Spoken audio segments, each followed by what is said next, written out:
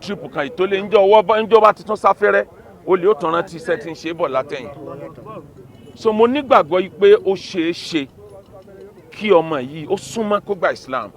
pẹ̀lú gbogbo ohun tí mo gbọ́ lẹ́nu ya akọ́mọ ní kéwù níyà rẹ̀ o akọ́mọ ní kéwù níyà rẹ̀ o kódà ìyá ẹ̀ sọ fún mi pé òun ló ń kọ́ bàbá ẹ̀ ní kéwù. Senior ni màmá jẹ́ fún bàbá ẹ̀ nílé kéwù ilé ẹ̀kọ́ ni wọ́n ti pàdé. So ó súnmọ́ tá a bá Quran sọ yìí pé la taqnatu min rahmatillah Sayyidina Umar gbogbo wa láti rántí ìtàn bó ṣe lọ lu àbúrò rẹ̀ obìnrin nítorí pé gbọ́ tí ń ka Quran bó ṣe lù nílùkulù tó fa sọ yamọ lára pé òun ka Quran níbi tí ń bínú Islam dé tí ń bínú ànábì dé òun ló wá padà wá di ọ̀kan náà àwọn humara ló di ọ̀kan náà àwọn khulafa ar-rashidin. So la taqnatu min rahmatillah bákan náà hadith ànábì dẹ̀ sọ fún wa yìí pé habibaka aw namma aza an yakuna baghidaka yawma ma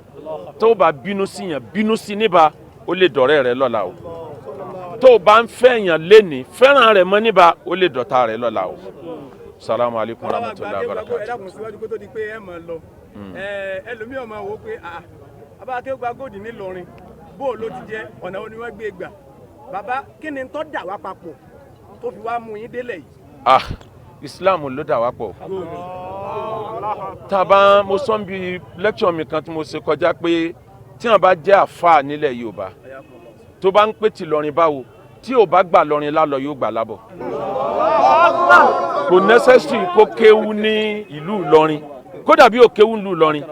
gbogbo ibi tí ó ti pọ̀ wọn ó lè kéwú ẹ̀ yóò pàdé ọmọ Ìlọrin. So ìlú tí ò ṣe é fojú rí náà lórí ọ̀rọ̀ Islam ó ní tá a bá dẹ̀ wò lọ ìlú yìí ní ìlú kan tó jẹ́ pé ó wà pẹ̀lú àwọn north ó wà pẹ̀lú àwọn south west àárín méjì ló wà.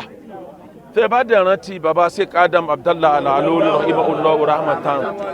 níbi mauludi baba wa jẹta baba wa bá lọrin jẹta tẹ́ bá rántí orin tí wọ́n kún níbẹ̀ níjọ́ yẹn tẹ́ fi mọ̀ yí pé ìlú yìí bó ṣe wà fún àrèwá ló wà fúnlẹ̀ Yorùbá pàápàá jùlọ àwa tá ń gbé ìlú Ìlọrin 90% wa Yorùbá ni wá gbogbo èèyàn jagun gbalẹ̀ ní látijọ́ ayé bá ti gba yẹn náà bá sì ti jagun gbà ó ti di tiẹ̀ náà nu tẹ́ bá lọ wo bàbá wa ńgbà tí wọ́n bẹ̀rẹ̀ orin yẹn àmọ́ láyà dálẹ̀ kọ̀rìnà ìníyà àbùnà Muhammadin amira Ìlọrin tìbútà àṣìlá ń wà máa kí mọ́ gba gbàsìkò ẹ̀ wá lọ wò parí orin yẹn mo jà dídùdì nílà ìfìrí àrídì Yorùbá. Ilẹ̀ bo ni bàbá wa Ádámọ̀ sọ pé bàbá wa bá lọ́rin tí ń ṣe ń tí mo dáadáa Islam fi àrídì Yorùbá ìdán gbogbo wa Yorùbá ni wa gbogbo wa tún wá láǹfààní pé òkè ọ̀yà tún ni wa gbogbo àwọn orílẹ̀-èdè pọ̀ bẹ́ẹ̀ láyé tó jẹ́ pé wọ́n á bọ́ sáàrin méjì tí kì í dẹ̀ dìjà ìlú Ìlọrin ò complain pé bàbá wa bá Ìlọrin fara ni òun bàbá wa Ìlọrin ò complain pé àwọn ọmọ Ìlọrin wọn gbọ́rọ̀ sáwọn lẹ́nu kí ni tààràtà láti fẹ́ wá dá wàhálà sílẹ̀ yìí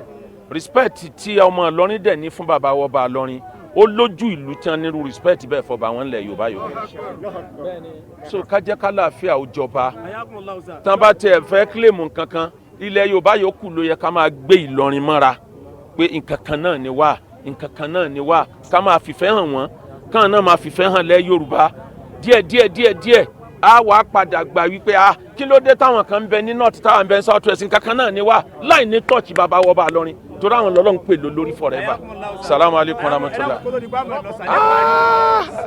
Alambishir. Abasa kama mo mọ gbádùn wọn púpọ̀. wọ́n bá ọ̀kẹ́ láti là wá. bàbá ẹ̀dá kò ní parí àwọn tí wọ́n máa ń cause problem jù orí social media ni. Bẹ́ẹ̀ni. pàápàá jùlọ lórí kọ́mẹ́ǹtì àwọn èèyàn ń kọ́mẹ́ǹtì ìbéèrè ọ̀rọ̀ méjì mo fẹ́ kẹ́ sọ̀rọ̀ lé lórí sáà lórí àwọn tí ń kọ́mẹ́ǹtì tí wọ́n máa ń kọ́mẹ́ǹtì rọ́bìṣì number 1 ni number 2 ni pé social media yìí ǹjẹ́ bí ó ti yẹ ká lò náà là ń lò. ó dijọ́ tí àwa mùsùlùmí ilẹ̀ Yorùbá tá a bá tó ronú pé àti lè dá data ṣèdò ní àárọ̀ yìí. fúnra wa. àwọn tó ṣe social media majority wọn ọ̀dọ́ lọ mọ̀ kódà àwọn ìgbàpọ̀ lọ́hùn bẹ̀ àwa dẹ̀ gorí ẹ̀ àfi ń ba ayé ara wa jẹ́ oníṣẹ̀ṣe kọ́ ní ba ayé mùsùlùmí jẹ́ o àwa mùsùlùmí gangan nìṣòro ara wa wọ́n máa bẹ̀rù ráwà ní àfáà nígbà kan ráwà ní lásán wọn ò sùn ẹ̀yìn ibà nǹkan ní dé ní àtàkà orúmọ̀ gbogbo àwọn àfáà ntí wọ́n ṣe síwájú yẹn múnáàjù táwọn gbé dání yẹn làwọn yòókù náà fọ́lò lèmi fi ń tẹnumọ́ pé ẹ má wo àwọn oníṣẹ̀ṣe gẹ́gẹ́ bí ìṣòro Islam o àwọn ọmọ mùsùlùmí tí wọ́n dá sílẹ̀ gangan àwọn ní ìṣòro Islam torí tí wọn tá a bá fi wọ́n jófin ẹlòmíì ò tún tẹ̀lé wọn o ìníladẹ̀rí àwọn ọmọ olórin ti sọ pé mẹ́ni wèrè pọ̀ ńlẹ̀ mẹ́ni wèrè sì ń bọ̀ ẹnìkan ló sun Kùránì ná ńlá ń pariwo ńgbà ẹnìkan jáde ń sin àti Kùránì àti Bíbélì àtọkùn ẹ̀fá ọ̀sánà sí gbogbo ẹ̀ mẹ́ni wèrè sì tó ń bọ̀ lẹ́yìn salamu alaykum rahmatulah.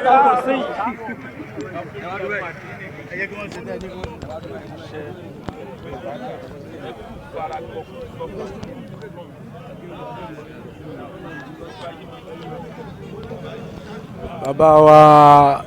Akéwùgbà Gold pẹ̀lú bàbá wa Alifa Òkútagidi àwọn ni wọ́n ń kíra wọn tí ẹ̀ ń wò lórí mú máwòrán wa yìí.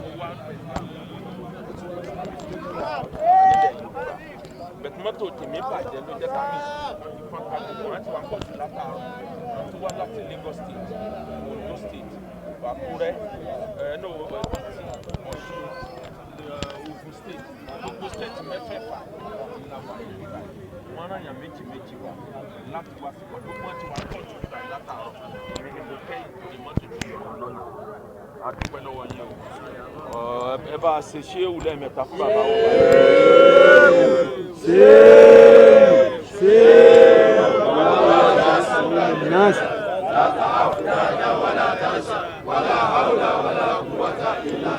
Àná wá láti wá pè solidarity kádẹ wá tún sọ fún yín pé Ọlọ́run ó wá gbàdúrà yín délé àṣeyọrí tó ga jù ọmọ ìgbà Islam olórí àṣeyọrí mi ó gbà padà ẹni pé ńgbà àkọ́kọ́ gba Islam gbogbo ariwo yẹn lọlẹ̀ díẹ̀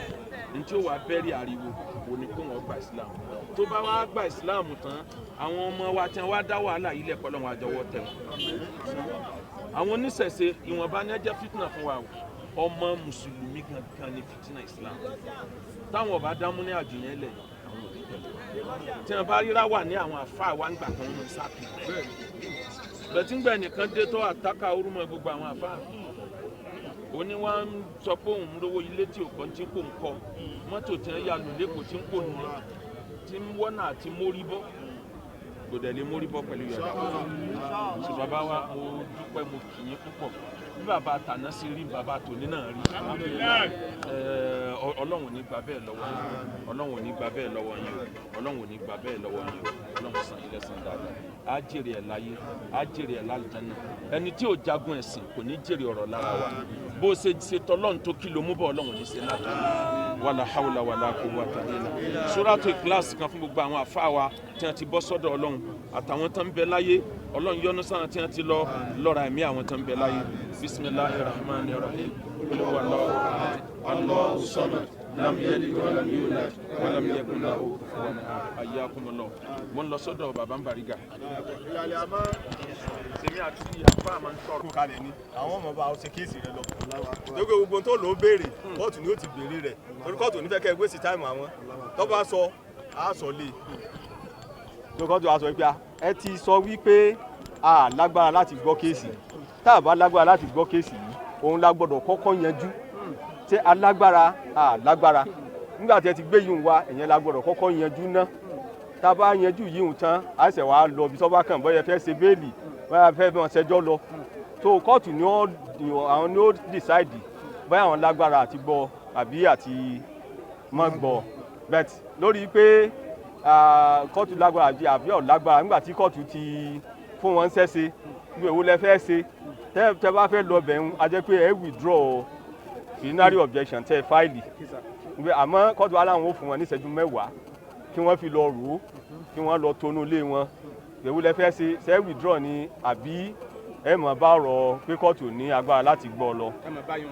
so nígbà tá a wọlé padà wọ́n làwọn fẹ́ mọ̀ bá a lọ pé àwọn ò withdraw mọ́ lórí ìwọ̀n náà bá láwọn withdraw ó tún níbi táwọn tún ti dúró dè wọ́n. ẹgbẹ́ ọlọ́run tó fi jẹ́ bẹ́ẹ̀. ẹ má sọ bí táwọn ti dúró dè wọ́n. àwọn ọ̀dẹ́ sọ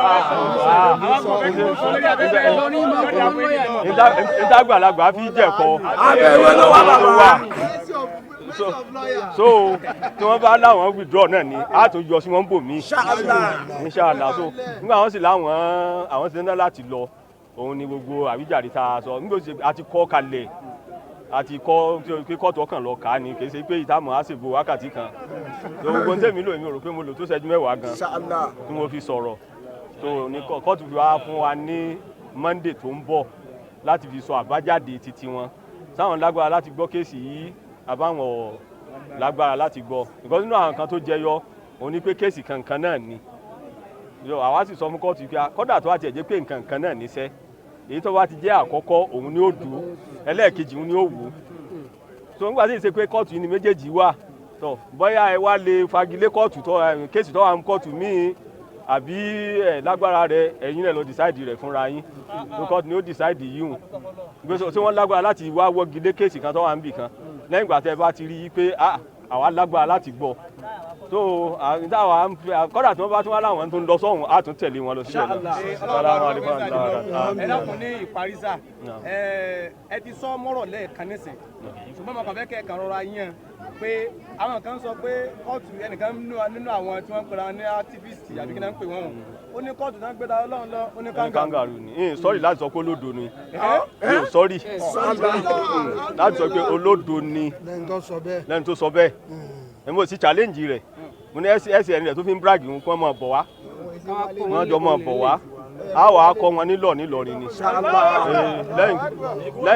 lẹ́yìn pé nǹkan fúnra rẹ̀ ọlọ́ ẹ̀wọ̀n nílọrin a tún wá kó àti ẹsẹ̀ rẹ̀ nílọ́wọ́. ní kúkúrú bàbá wa mẹ́mọ́sà pr